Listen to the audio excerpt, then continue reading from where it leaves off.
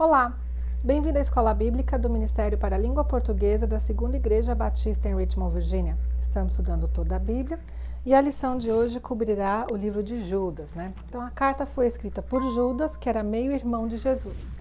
Não há indicação de destinatário específico dessa carta. E a data é entre 60 e 85 depois de Cristo. Por quê? Porque o conteúdo das cartas de Judas e 2 Pedro é muito semelhante. Então há duas hipóteses. Uma é que um se baseou no trabalho do outro. E aí há estudiosos que dizem que a carta de Judas é mais antiga e Pedro se baseou nela para escrever a segunda carta. Então seria mais perto de 60. E ao contrário, há quem acha que a carta de Pedro é mais antiga do que a de Judas. E a segunda hipótese é que ambos usaram o mesmo material base para suas cartas, ou seja, havia a doutrina base que era falada em todas as igrejas, que eles usaram essa doutrina para escrever as suas cartas. O tema então da carta de Judas é a salvação.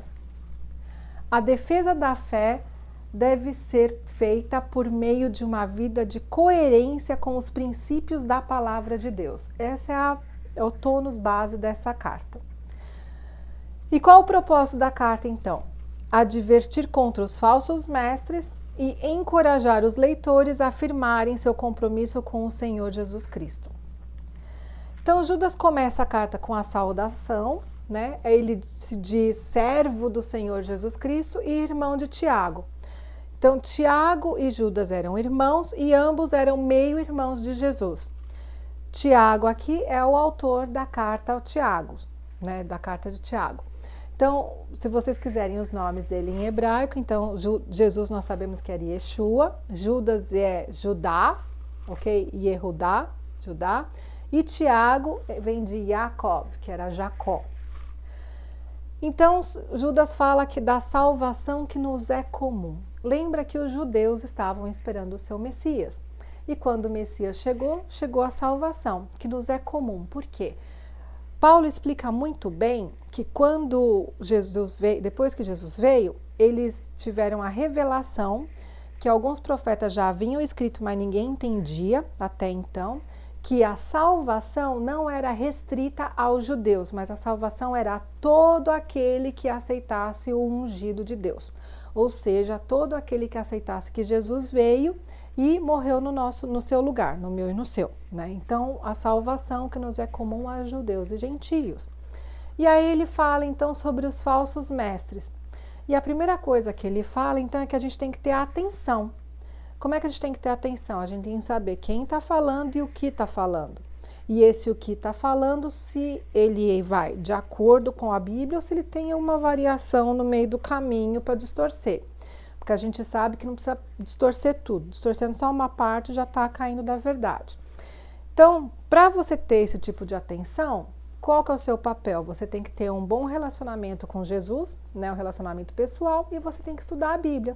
Você estudando a Bíblia, você sabe se aquela doutrina está dentro, está de acordo com a Bíblia ou não.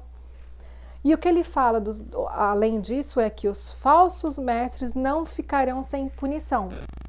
E para isso ele usa alguns exemplos.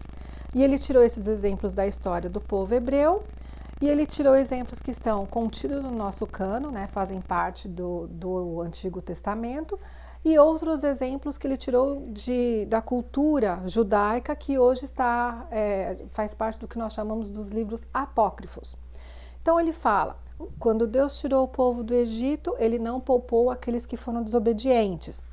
Ele fala dos anjos, que os anjos lá que tiveram a revolta contra Deus na época de Noé, Deus nos poupou. Essa informação ele pega do apócrifo de Enoque. Aí ele fala sobre Sodoma e Gomorra, que Deus não poupou Sodoma e Gomorra. Ele fala sobre quando o arcanjo Miguel lutou contra Satanás pelo corpo de Moisés. Essa informação ele tira de um apócrifo que é chamado Assunção de Moisés. E ele fala depois que Enoque, que foi o 7º depois de Adão, profetizou a vinda do Messias, que viria com as miríades e que iria acabar com a iniquidade da terra, né? Com os ímpios e tudo mais.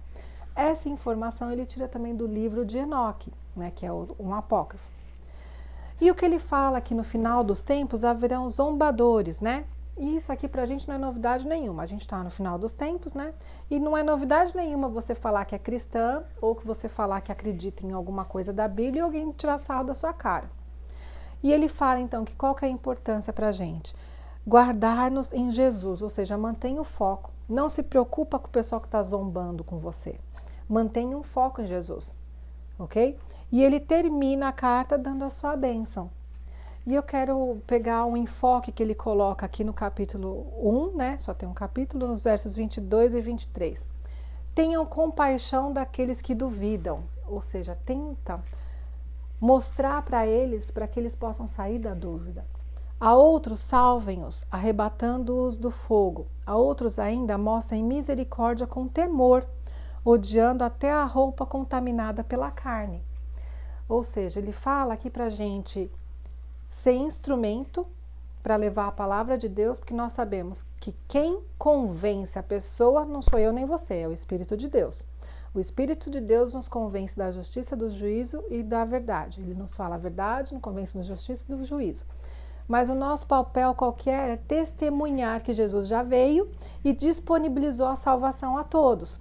Então, o nosso papel é falar ou testemunhar. Como tem uma frase cujo autor é desconhecido, pregue a todo tempo. Se possível, use palavras. Então, fica aqui o nosso recado da aula de Judas para nos manter fiéis em Jesus, cuidar com os falsos mestres, ou seja, estude, faça a sua lição de casa, estude para você fugir dos falsos mestres e dar o seu testemunho e pregar o evangelho para arrebatar o maior número de pessoas do inferno. Amém?